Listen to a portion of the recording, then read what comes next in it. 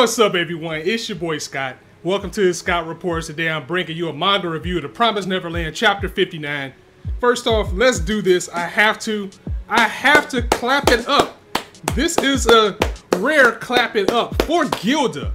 Clapping it up for Gilda as a character because she has come so far as a character. If you go back to my earlier reviews, I thought this girl was going to be a traitor, but she is growing up. She is maturing. She's becoming like the big sister to these group of kids, and each and every moment, because she really doesn't trust this man, Mr. No Name. She doesn't trust him, holding him to a certain standard, with him going with Ray and Emma to the demon world, and she's making him make a promise. Not a promise like, you know, we're gonna get there and everything's gonna be okay. A promise for safety, a promise to come back with someone. She straight up tells this guy, promise me that you will not come back here alone.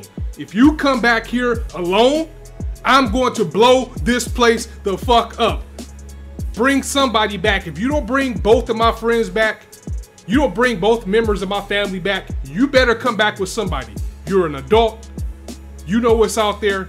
Take responsibility and bring somebody back with you, or everything's gonna go up into shambles. And this is not the type of thing I would expect it from this character. So I'm glad that now more people are getting the spotlight, more people are getting the shine, more people are getting the development, because something that I said last time is that with Ray and Emma being gone, and now with this man being gone, I'm pretty sure somebody knows he's there. These poachers who keep being brought up but in the shadows. If they're gonna strike, now it's gonna be the time when this man is gone. I'm pretty sure they're waiting, and these kids are gonna be right from the picking. The danger level just ups and ups for them now. So they're really gonna have to step up. Don and Gilda is gonna get their time to shine, or it's gonna be a big tragedy if they're not up for the challenge when these guys come in.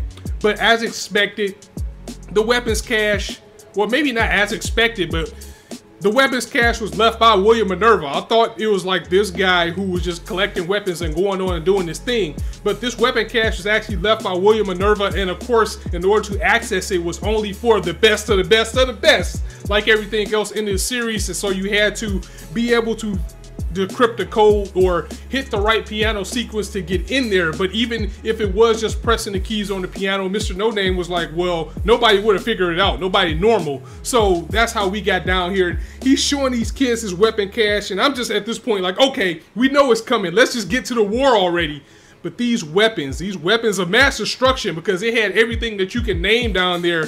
Something that I was saying is like the kickback on the kids using these type of guns would have been crazy. Like, yes, having that rocket launcher would have been cool as hell. But think about little Emma trying to shoot that rocket launcher. It would have blew her to smithereens or would have knocked her out from the impact. And I have to commend Shirai Sensei for bringing that into the chapter as well. With Emma saying, you know what, these guns are cool and all, but yeah, I think this is a little bit too heavy. I mean, just trying to shoot this thing alone would probably blow me to smithereens. I mean, for the fact that she actually acknowledged that is a big prop to the series, and is showing that it respects their readers and not going to try to sell that these little 10, 11, 12-year-old kids can hold a rocket launcher. No, that's not going to happen. So I like that they did that, and I like that even though we as the reader know Sung Ju's true intentions, I like that Emma is taking what she learned from him by saying these weapons are too heavy. If we take this out and we get on a run, it's gonna bog us down. It's going to be too heavy. I mean, I like the idea. I like the firepower that they bring, but we have to think on our toes, and that's what she was taught by Sung Ju. You have to think on your toes. You have to travel light and use your brain. If you can't fight your way out, which you probably won't against these demons, and the best thing you need to do is run. So she wants to stay mobile. She's like, the bow and arrow will be the best thing for me because it allows me to stay mobile. I can use it for hunting. I can reuse the arrows instead of, you know, having to refill like with the bullets. And, you know, Ray's catching on this as well. Like, these bullet caches are pretty heavy, you know, to carry all this around. So we need to keep something. We need to keep a knife. And he picks up a gun. It's like a little 4-shooter. But he's like, I know we shouldn't get ourselves in a position where we would have to use these, but we gotta take something just in case we have to protect ourselves. So I like that they're using their head and they're remembering that the whole point of this is to escape, not to fight. They need to evade because they're not gonna win a one-on-one fight with these demons. But something that came up and if you've seen these type of stories before, you know where it's going. Ray happened to find a weapon and they cut away when he saw it. Like, I wonder what is this? I mean, I'm pretty sure that's going to be some type of demon weapon. It's going to be like a beam or something, and it might be just what they need to fight these demons, because the human weapons either won't be as effective as they need them to be, or they won't work. So it's going to be something that they can use to stop these guys, and I think Ray actually found it. So we're going to go ahead and move on to the next part of this story. And Mr. No Name, he is still trying to hold on to not protect these kids. He's like, you know what? I'm just taking you guys to where you need to go. Don't look for me to help you. Don't expect me to help you. But at the same time, he is showing that care for them, and they're observing him and seeing what he does, because he's been alive for so long in this wilderness. He knows something, guys. He says, we're going into this demon world now. So this is not going to be like where you came from. The forest that you escaped from on the human side, that's going to be nothing compared to what you're going to encounter to these demons. We're going into a whole new world. And he must know something about surviving. So Ray and Emma, they're observing what he's doing, but at the same time, even though he's not directly helping them, just by him saying, well, I'm taking this, this, and this, you might want to do the same. He's throwing little hints at them to survive, but he doesn't want to be responsible, you know, for their deaths or to bring them back, because we have been hinted at his backstory. He doesn't want the same thing to happen to him again. He doesn't want that weight on him again. But now that Gilda basically said, you better come back and bring somebody or everything is going to be gone, we know he cared about that weapon cache more than anything. And I think now it's more of sentimental value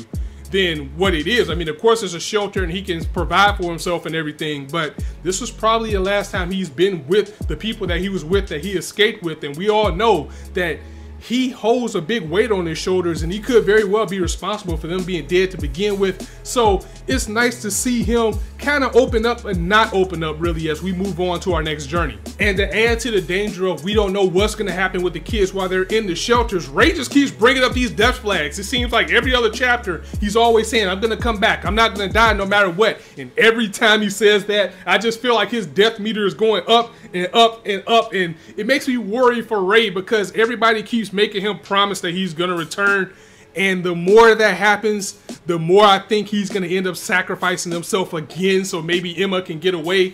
And I really don't want this man, Mr. No Name. I want him to stick around, but I think it may get to the point where he may even sacrifice himself to make sure that everybody comes back.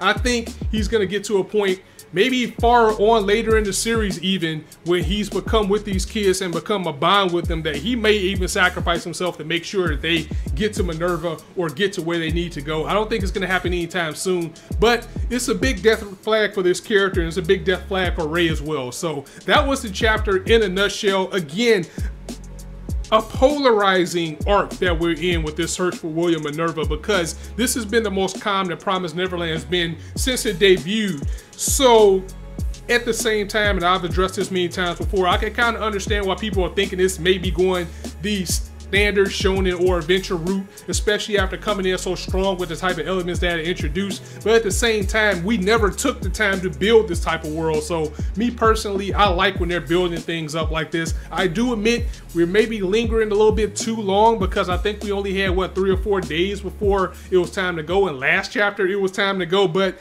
that panel was boss when they showed No Name, Emma, and Ray standing together, ready to face what's coming ahead. That is a boss panel right there. Look like they're ready for war. They look like Ray's pretty strapped. I'm pretty sure that big long weapon is going to be the weapon that he picked up that he wondered what it was, and that's going to be a factor. I'm telling you, that's going to be a demon killing beam or something. And I cannot wait to see No Name go in, because we know this man must have some skills if he's still alive right now. So it's going to be interesting to see what he goes through. And that's going to be it for now. We're going to go ahead and I'll catch you guys next week. So as always, if you liked the video, go ahead and drop it a like. If you want to hear more, go ahead and hit that subscribe button, as there's not a shortage of content to indulge on this channel. And definitely let me know what you think about the chapter, your theories and thoughts in the comments below. I love reading them. I love replying to them. And I'll catch up with you guys soon. So on that note, as I always say, you guys can be anywhere on YouTube right now, but you chose to listen to me. I really appreciate that. So thanks for stopping by. It's your boy Scott signing out. See you soon.